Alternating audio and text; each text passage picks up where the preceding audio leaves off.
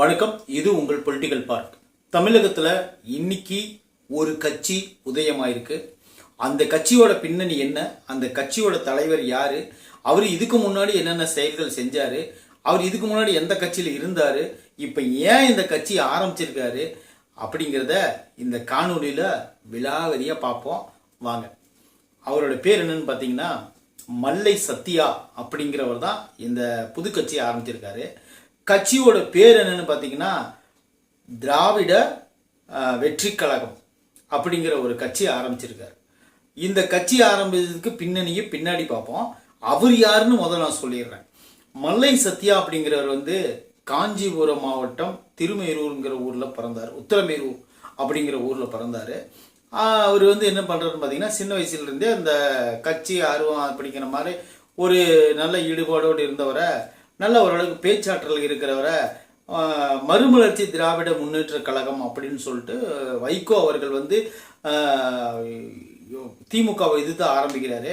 அப்போ அந்த காலகட்டங்களில் மறுமலர்ச்சி திராவிட கழகத்தோட போய் இவர் சேர்றாரு. சேரும்போது என்ன ஆகுதுன்னு பார்த்தீங்கன்னா துணை பொதுச் செயலாளர் வரலும் வந்துடுறாரு. இவர் ஒரு பயங்கரமான ஒரு பேர் பெற்றவரா இல்லை பயங்கரமான வெற்றி பெற்று பல தேர்தல்களில் இது பண்ணுறவரா, அதெல்லாம் இது இல்லை. ஏன்னு கேட்டிங்கன்னா இவருடைய விக்கிபீடியாவில் நான் பார்த்தேன். இவருடைய டீட்டெயில்ஸ் என்ன அப்படின்னு பார்த்தேன். அதாவது இவர் தொடர்ந்து சட்டமன்ற தொகுதியில் மதிமுகனுடைய கட்சியில் நின்றுருக்காரு. அந்த கட்சியில் அவர் நின்று எத்தனை வாட்டி நின்றுருக்காரு, எத்தனை வாட்டி ஜெயிச்சிருக்காரு அப்படிங்கிறத நம்ம இப்போ ஒரு பயோடேட்டாவோட நம்ம பார்ப்போம்.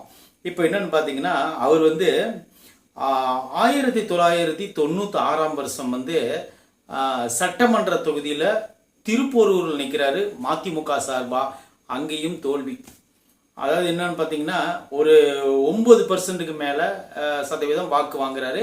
அங்கேயும் அவர் தோல்வி தான் அடைகிறாரு. அடுத்ததாக பார்த்தீங்கன்னா 2001 சட்டமன்ற தேர்தலில் எங்கே நிற்கிறாருன்னு பார்த்தீங்கன்னா செங்கல்பட்டுல நிற்கிறாரு, தொகுதியில் நிற்கிறாரு. அப்போ பார்த்தீங்கன்னா அவருடைய அப்போ அங்கேயும் ஒரு தோல்வி தான். அவர் பார்த்தீங்கன்னா ஒரு 12% வாக்குகளை வாங்குறாரு. அடுத்ததாக பார்த்தீங்கன்னா 2006 சட்டமன்ற தேர்தல் அதில் எழும்பூரில் நிற்கிறாரு. அங்கேயும் அவர் தோல்வி தான். இப்போ அடுத்தது பார்த்தீங்கன்னா 2014 காஞ்சிபுரம் மாவட்டத்தில் நிற்கிறாரு. அங்கேயும் அவர் தோல்வி தான். அடுத்ததான் பார்த்தீங்கன்னா 2016 அதுலேயும் நிற்கிறாரு திருப்போரூரில். அங்கேயும் அவர் தோல்வி தான். அடுத்தது பார்த்தீங்கன்னா 2021 சட்டமன்ற தேர்தல் நிற்கிறாரு மதுராந்தகத்தில். அங்கேயும் அவர் தோல்வி தான். ஆக மொத்தம் பார்த்தீங்கன்னா இவர் மதிமுகவில் நின்று ஒரு வாட்டி கூட சட்டமன்ற தேர்தலில் இவர் ஜெயிக்கவே கிடையாது. இவர் இப்போ என்னாச்சுன்னு பார்த்தீங்கன்னா புதுசாக ஒரு கட்சி ஆரம்பிச்சிருக்காரு, திராவிட வெற்றி கழகம் அப்படிங்கிற கட்சி ஆரம்பிச்சிருக்காரு. இப்போ இவர் மதிமுகவில் தான் பயணம் செஞ்சிட்டு இருந்தாரு. ஏன் திடீர்னு இங்கே வந்தார் அப்படின்னு சொல்லிட்டு உங்களுக்கு ஒரு கேள்வி எழலாம். அந்த கேள்விக்குண்டான பதில் நான் சொல்கிறேன். அது என்னன்னு பார்த்தீங்கன்னா இவர் வளர்ந்து வரும் காலங்களில் வைகோ சாருக்கு நல்ல ஒரு வலதுகை மாதிரி செயல்பட்டவர் தான் மல்லை சத்யா அப்படிங்கிறவர்.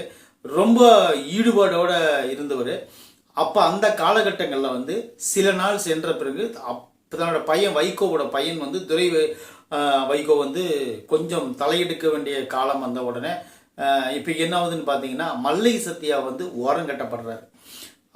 ஏன் ஓரங்கட்டப்படுறாருன்னு பார்த்தீங்கன்னா மதிமுகனுடைய வாரிசு அரசியல் இருக்கக்கூடாதுன்னு பேசின வைகோ தன்னோட மகனை அரசியலுக்கு இழுத்துட்டு வராரு. இது பேரிடியாக ஆயிடுது மல்லை சத்யாவுக்கு. ஏன்னு கேட்டிங்கன்னா இப்போ நான் ஏற்கனவே ஒரு வீடியோவில் சொல்லியிருப்பேன். திமுகவோட பொதுச் செயலாளராக இன்னைக்கு யார் சட்டப்படி இருக்குன்னு பார்த்தீங்கன்னா வைகோ தான் இருந்திருக்கணும். ஏன்னு கேட்டிங்கன்னா கலைஞருக்கு அடுத்தது நல்ல ஆக்ரோஷமாக பேசக்கூடிய, நல்ல பாயிண்டாக பேசக்கூடிய, பேச்சாற்றல் மிக்கவர். ரெண்டாவது ஒரு ஆளுமையான ஜனத்தை வச்சிருந்தவர் தான் வைகோ. அந்த மாதிரி ஒரு காலகட்டங்களில் கலைஞர் என்ன பண்ணிட்டாருன்னு பார்த்தீங்கன்னா தன்னுடைய ஒரு சின்ன ஒரு வகுத்தல் போட்டு இவர் தூக்கி வெளியே போட்டார். யாரைய? வைகோவை தூக்கி வெளியே போட்டார். அந்த கோபத்தில் தான் என்ன பண்ணார் ஐயா, ஒரு புதுக்கட்சி ஒன்று ஆரம்பித்தார். அதுதான் மறுமலர்ச்சி திராவிட கழகம் அப்படின்னு சொல்லிட்டு உங்களுக்கு சொன்னேன். இப்போ என்ன பார்த்தீங்கன்னா இந்த காலகட்டங்களில் தான் இவர் என்ன பண்ணுறாருன்னு பார்த்தீங்கன்னா இப்போ இருக்கிற காலகட்டங்களில் துரை வைகோவுடைய அழுத்தம், அதாவது வந்து அப்பா இவனையே நம்புறாரு இவன் சொல்லிட்டு ஒரு மாறுபாடான ஒரு விஷயத்த பண்ணிவிட்டு இப்போ என்ன ஆகுதுன்னு பார்த்தீங்கன்னா அவர் மல்லை சத்யா வந்து வெளியேற்றுறதா முயற்சி பண்ணி சொல்கிறாருன்னு சொல்லி மல்லை சத்யா வந்து ஒரு டைம் பேட்டி கொடுத்தார். அது எந்த அளவுக்கு உண்மை எப்படின்னு சொல்லிட்டு நம்ம இன்னும் வர வீடியோகளில் பார்க்கலாம். இப்போ வந்து மல்லை சத்யா வெளியே வந்த உடனே என்ன ஆகுதுன்னு பார்த்தீங்கன்னா அவர் வந்து மீண்டும் தலைவர் என்னை கூப்பிடுவார், நான் எப்படியாவது மறுபடியும் போய் மறுமலர்ச்சி திராவிட கழகத்தில் சேர்ந்துருவேன் அப்படின்னு அவருக்கு ஒரு ஆர்வமாக இருந்திருந்தார். ஆனால் அந்த ஆர்வத்தில் மண்ணை போடுற மாதிரி அவரை சேர்த்திக்கவே முடியாது அப்படிங்கிற மாதிரி ஒரு சூழ்நிலையை துரை வைகோ அவர்கள் வந்து எடுத்துட்டார் ஏற்கனவே. இப்போ அவருக்கு வந்து ஒரு சின்ன டிசப்பாயிண்ட் ஆயிடுச்சு. இப்போ என்ன பண்ணுறாருன்னு பார்த்தீங்கன்னா வைகோவுடைய ஊழலை வந்து வெளியிடுறார். வைகோவோட ஊழல் என்னன்னு பார்த்தீங்கன்னா வைகோவோட பையன் வந்து துரை வைகோ வந்து சிகரெட் கம்பெனியோட ஏஜென்ட்டு. வைகோ அவர்களுக்கு வந்து ஏகப்பட்ட சொத்து இருக்குது, 250 கோடிக்கு ஒரு பங்களா இருக்கு, அவருக்கு வந்து எஸ்டேட் இருக்கு, தோட்டம் இருக்கு, பல ஊழல்கள் பண்ணியிருக்காரு. நான் வாயை திறந்தா இன்னும் நிறைய விஷயங்கள் வெளியே வரும் அப்படின்னு சொல்லிட்டு உண்மை சொல்றாரா அவதூறு சொல்றாருன்னா அவருக்கு தான் தெரியும். ஆனால் கொடுத்த பேட்டி இருக்கு.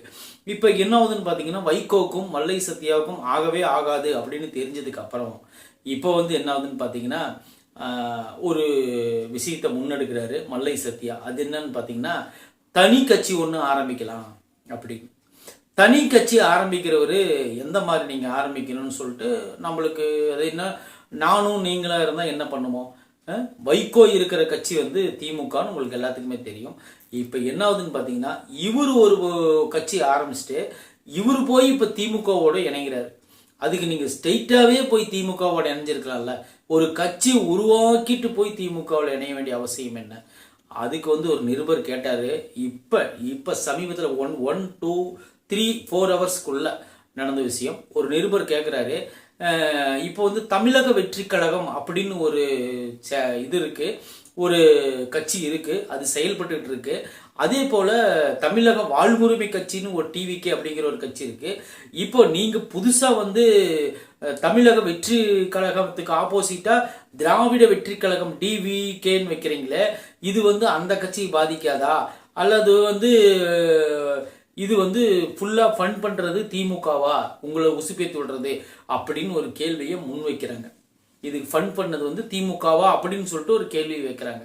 அப்படி வைக்கும்போது அவர் என்ன பதில் சொல்றாருன்னு பார்த்தீங்கன்னா முழுக்க முழுக்க இது என்னுடைய தயாரிப்பில் வந்த கட்சி தான், இதுக்கு மற்றவங்களுக்கு சம்மந்தம் இல்லை அப்படின்னு சொல்றாரு.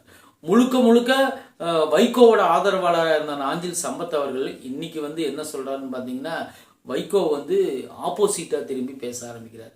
இதே நிலைப்பாட்டில் இருக்கிற மல்லை சத்யா இதுக்கு முன்னாடி காலங்களில் வந்து வைகோவோட புகழ் பாடும் வண்ணமாக தான் அவர் எனி டைம் பேசிட்டு இருப்பாரு. அந்த மாதிரி ஒரு நபர் தான். அவருடைய அரசியல் சூழ்ச்சிகளை தூக்கி வெளியே போட்ட உடனே இப்போ என்னாவதுன்னு பார்த்தீங்கன்னா இந்த பக்கம் வந்து ஒரு கட்சி ஆரம்பிக்கிற அளவுக்கு வந்துட்டார். ஸோ இது வந்து நல்லா முழுக்க முழுக்க உங்களுக்கு தெரிஞ்சிருக்கும். இது எதனால் இந்த டிவிகே அப்படிங்கிற கட்சி ஆரம்பிச்சிருக்காங்கன்னா விஜய் சாருடைய இமேஜை கெடுக்கும் வண்ணமாக, அதாவது வந்து என்ன பார்த்தீங்கன்னா டிவிகேவா அப்படின்னு சொல்லிட்டு அதாவது தலைவர் சொல்லியிருப்பார்ல விஜய் சாரு டிவிகே அண்ட் டிஎம்கேன்னு. இப்போ வந்து இவங்க வந்து அதை வந்து டிஸ்கரேஜ் பண்ண பார்க்குற மாதிரி டிவிகே அப்படிங்கிற மாதிரி ஒரு பேர் வச்சிருக்கிறாங்க. தமிழக வாழ்வுரிமை கட்சின்னு ஒரு கட்சி எங்கிட்டு இருக்கு, அது உங்களுக்கு எல்லாத்துக்குமே தெரியும். அது வந்து அண்ணன் வேல்முருகன் அவர்கள் தான் அந்த கட்சியோடைய தலைவர். அவர் வந்து தமிழ் தேசியம் தான் முக்கியம்னு சொல்லிட்டு பிரபாகரன் சாருடைய கொள்கைகளை ஏற்றுட்டு உள்ள வந்தவர். இப்போ வந்து மொத்தமாக அந்த கட்சியை கொண்டு எங்கே கொடுத்துருக்காருன்னு பார்த்தீங்கன்னா திமுக கிட்ட கொடுத்துட்டாரு. அது அங்கே தான் செயல்பட்டு இருக்கு. இப்போ இது போக இப்போ வந்து இவரு என்ன பண்றாருன்னா மல்லை சத்யா புதுசா எதுவும் பண்ணல. அதாவது பூசண செவத்திய இன்னொரு 2 கலவை எடுத்து போசுறாரு, அவ்வளவுதான், வேற ஒன்றும் கிடையாது. இது ஒரு பெரிய இம்பாக்ட் ஏற்படுத்துமா, இது தமிழ்நாட்டு அரசியலை புரட்டி போட்டுருமா, இல்ல தமிழ்நாட்டு மக்களுடைய பிரச்சனைகள்லாம் தீந்துருமா, இல்ல தமிழ்நாட்டினுடைய விடிவு காலம் பிறந்துருமா, அதாவது திராவிட மாடலோட 2.0 தாக்கம் பெரிய தாக்கமாக இருந்து தமிழ்நாடு பூரா வெளிச்சம் வந்துருமா திராவிட விடியல் அப்படிங்கிற மாதிரி பார்த்தீங்கன்னா இந்த கட்சிக்கும் இதுக்கும் ஒரு என்ன சொல்கிறது எதுவுமே இல்லை. அதாவது வந்து ஒரு இப்போ ஒரு கடலில் ஒரு டம்ளர் தண்ணி மோந்துட்டா என்ன நஷ்டமாயிருமா, அந்த மாதிரி தான் ஒரு விஷயம், வேற ஒன்றும் இல்லை. இது வந்து கட்சி ஆரம்பிக்கணும், வந்து யாராச்சும் எதிர்த்தணும் அப்படிங்கிறதெல்லாம் இவங்க நிலைப்பாடுக்கு இல்லை. ஏன்னு கேட்டிங்கன்னா இந்த மாதிரி ஒரு கட்சி இருக்கணும் அப்படின்னு சொல்லிட்டு பண்ணதும் இல்லை. முழுக்க முழுக்க இது விஜய்க்கு ஆப்போசிட்டாக இறக்கி விடப்பட்ட ஒரு திட்டமிட்ட சதி அப்படின்னு தான் நம்ம வந்து இதை எடுத்துக்கணும். ஏன்னு கேட்டிங்கன்னா அது தமிழக வெற்றி கழகம், இது திராவிட வெற்றி கழகம். அதாவது வந்து ஈயம் பூசின மாதிரி இருக்கும், பூசாத மாதிரி இருக்கும். நாளைக்கு வந்து இன்னொரு டைம் ஈயம் பூசணும் வந்தால் கண்டிப்பாக மறுபடியும் பூசணும். அதனால தான் அப்படி வச்ச பேரை இப்படி வைக்கிறாங்கன்னு வச்சுக்கோங்களேன். வேற ஒன்றும் இல்லை. மல்லை சத்தியாவுக்குன்னு ஒரு பெருசாக ஒரு ஆஹா ஓஹோங்கிற மாதிரி ஒன்றும் கொள்கைகள் எல்லாம் கிடையாது. திராவிட கொள்கையை தான் இங்கேயும். தமிழ் தேசியம் தமிழ் தேசியம்னு பேசிக்கிட்டு இருந்த அண்ணன் வேல்முருகனும் தமிழ் தேசியத்தை ஒரு ஓரம் கட்டி வச்சுட்டு திராவிடத்தோட சேர்ந்து பயணம் பண்ணிட்டு இருக்காரு. இப்போ தளபதி வந்து என்ன சொல்லிக்காருன்னு பார்த்தீங்கன்னா, தமிழ் தேசியமும் திராவிடமும் இரு கண்கள் அப்படின்னு சொல்றதுக்கு காரணம் என்னன்னு பார்த்தீங்கன்னா, திராவிடம் தமிழ் தேசியம்னா ஃபர்ஸ்ட் என்னன்னு தெரிஞ்சுக்கங்க. அது ஒரு நாளைக்கு நான் முழு வீடியோவை போட்டு சொல்றேன். அந்த திராவிடம் எதனால் ஏற்பட்டுச்சு, தமிழ் தேசியம் ஏன் இவ்வளவு கம்மியா இருக்கு அப்படிங்கிறதுக்கு காரணம் என்னன்னு சொல்லிட்டு ஒரு பெரிய வீடியோவை நான் போட்டு உங்களுக்கு எக்ஸ்பிளைன் பண்றேன். அதுக்கு முன்னாடி இப்போ வந்து விஜய் சார் ஏன் அப்படி சொன்னாருன்னு பார்த்தீங்கன்னா, அவர் வந்து இப்போ ஐயா அம்பேத்கர் ஆகட்டும், அடுத்தது வந்து பார்த்தீங்கன்னா காமராஜர் ஆகட்டும், அடுத்தது வந்து பார்த்தீங்கன்னா வேலுநாச்சியார் ஆகட்டும், அஞ்சலையம்மாள் ஆகட்டும், இவங்க 4 பேருமே தமிழ் தேசியத்தை சார்ந்திருந்தவங்க தான். பெரியார் மட்டும்தான் முரண்படுறாரு. ஏன்னு கேட்டிங்கன்னா, பெரியார் முரண்படுறாரு. ஏன் முரண்படுறாருன்னு பார்த்தீங்கன்னா, அவர் வந்து தெலுங்கு பேசக்கூடிய ஒரு நாய்க்கர் இனத்தை சேர்ந்தவர். ஜாதி பேரை நம்ம மென்ஷன் பண்ணக்கூடாது, இருந்தாலும் இது பண்ண வேண்டிய ஒரு சூழல் வர்றதுனால நான் சொல்கிறேன். அந்த மாதிரி இருக்கிறதுனால அது வந்து இது எல்லா மதமும் எல்லா பாஷைகளும் எல்லாம் கலந்தது தான் திராவிடம். அதுதான் திராவிடத்தினுடைய ஒரு பேஸ்.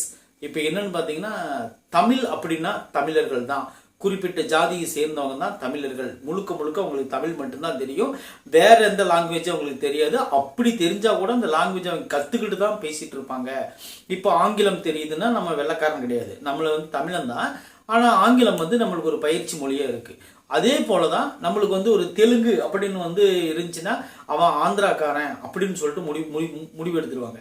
இப்போ வந்து ஒரு கன்னடம் பேஸ் பண்ணியிருந்தாங்கன்னா கன்னடம் வீட்டில் வெளியே தமிழ் பேசுவாங்க, வீட்டில் வந்து கன்னடம் பேசுவாங்க, அப்படின்னா அவங்க கன்னடத்துக்காரங்க அப்படின்னு முடிவு எடுத்துருவாங்க. இந்த மாதிரி ஜாதிகளை பிரித்து அதிலிருந்து தமிழ் தேசியமும் திராவிடமும் பிரிக்கப்பட்டது. அந்த திராவிடம் என்பது வந்து எல்லா மொழிகளும் பேசக்கூடிய ஒரு சமரசமான ஒரு கொள்கை கொண்டதுதான் திராவிடம். தமிழ் தேசியம் என்பது தமிழர்கள் மட்டுமே இருக்கணும், மற்ற ஆட்கள் எல்லாம் அவங்களுக்கு ஒரு படி ஸ்டெப்பு கீழே தான் இருக்கணும் அப்படின்னு யோசிக்கிறது தான் தமிழ் தேசியம். இவ்வளவுதாங்க, வேற ஒன்றும் இல்லைங்க. ஒரு தமிழ் தேசியக்கும் திராவிடத்துக்கும் ஒரு சின்ன வேறுபாடு தான். ஏன்னா யார் வேணாலும் வந்து ஆட்சி செய்யலாம் அப்படின்னு திராவிடம், தமிழை மட்டும்தான் ஆட்சி செய்யணும் அப்படிங்கிறது தமிழ் தேசியம். இவ்வளவுதாங்க, இது தவிர வேற எதுவுமே கிடையாது. ஆனால் தமிழன் ஆட்சி செய்யாத போனது காரணமே தமிழன் தான், வேற யாரும் கிடையாது. அதுக்குண்டான வீடியோவை நான் இன்னொரு நாளைக்கு கண்டிப்பாக நான் வந்து ஃபுல் வீடியோவை நான் உங்களுக்கு போட்டு அதை ஃபுல்லாக எக்ஸ்பிளைன் பண்ணுறேன். அதை கேட்டதுக்கப்புறம் யார் தமிழ் தேசியம் திராவிடம்னு சொல்லிட்டு உங்கள்கிட்ட கேள்வி கேட்டாலும் நீங்கள் கரெக்டாக நீங்கள் பதில் சொல்லணும். அந்த சூழ்நிலைக்கு நீங்கள் தயாராகிடணும். ஏன்னு கேட்டிங்கன்னா, இதெல்லாம் நானும் சொல்லாம விட்டுட்டுனா வேற யாரும் உங்களுக்கு சொல்ல மாட்டாங்க அப்படின்னு நான் நம்புறேன். ஏன்னு கேட்டிங்கன்னா, இந்த அளவுக்கு நம்மலாம் இருந்திருக்கிறோமா அப்படின்னு சொல்லிட்டு உங்களுக்கு எல்லாம் தெரியும். ஸோ அதை இருக்கட்டும். இப்போ வந்து இந்த கட்சி ஆரம்பிச்சது காரணம் என்னன்னு பார்த்தீங்கன்னா, எப்படியாவது விஜயை ஒழிக்கணும், அது ஒன்று தான் குறிக்கோள். இப்போ அதுக்காக என்ன வேணாலும் பண்ணுவாங்க. ஏன்னு கேட்டிங்கன்னா, விஜய் மாதிரியே ஒரு ஜெராக்ஸ் குளோனிங் எடுத்து டபுள் ஆக்டாக உலா ஓடுறதுக்கு கூட வாய்ப்பு இருக்குது. இன்னும் சொல்ல போனால் தமிழக வெற்றி கழகம் 2.0 கட்சி ஆரம்பிக்கிறது கூட டைம் எல்லாத்துக்கும் எடுத்துக்கிட்டு இருக்கிறாங்க அப்படின்னு கூட நம்ம நினச்சிக்கலாம். ஒரு சின்னம் என்ன ஒதுக்குறாங்கன்னு பார்ப்பாங்க, அந்த சின்னம் மாதிரியே வேற ஒருத்தர் சின்னம் வாங்குவாங்க. ஒரே பேரில் வந்து பன்னீர்செல்வம் அப்படிங்கிற பேரில் வந்து ஒரு எலெக்ஷனில் கிட்டத்தட்ட பார்த்தீங்கன்னா 6-7 பேர் இருந்தாங்க. அந்த தேர்தலில் எந்த பன்னீர்செல்வத்தை நம்ம ஓட்டு போடணும்னு மக்கள் வந்து நாலேஜ் இருக்கிறவங்க தெரிஞ்சு ஓட்டு போடுவாங்க, நாலேஜ் இல்லாதவங்க என்ன பண்ணுவாங்க, ஏதோ ஒரு ஓட்டை போட்டுவோம், ஏதோ ஒரு பன்னீர்செல்வம் அப்படின்னு சொல்லிட்டு போட்டு வருவோம் அப்படிங்கிற மாதிரி தான் போடுவாங்க. இதை வந்து நிறையா தேர்தலில் வெற்றிகரமாக முடித்தாங்க. ஸோ டிவிகேனுடைய பிராண்டு வேற, டிவிகேனுடைய பிராண்டு வேற. அது டிவிடி, இது டிவிகே, அவ்வளோதான், சிம்பிள். நீங்கள் வந்து எதையும் குழப்பிக்க வேண்டாம். இந்த காணொலியை நீங்கள் பார்த்துருந்தீங்கன்னா கண்டிப்பாக உங்களுக்கு ஒரு நல்ல ஒரு இது கிடைச்சிருக்கும். இதுக்கு மேலே நாளைக்கு வந்து ஒரு வேறு விதமான ஒரு நல்ல கண்டென்ட்டோட உங்களை நான் சந்திக்கிறேன். நன்றி, வணக்கம்.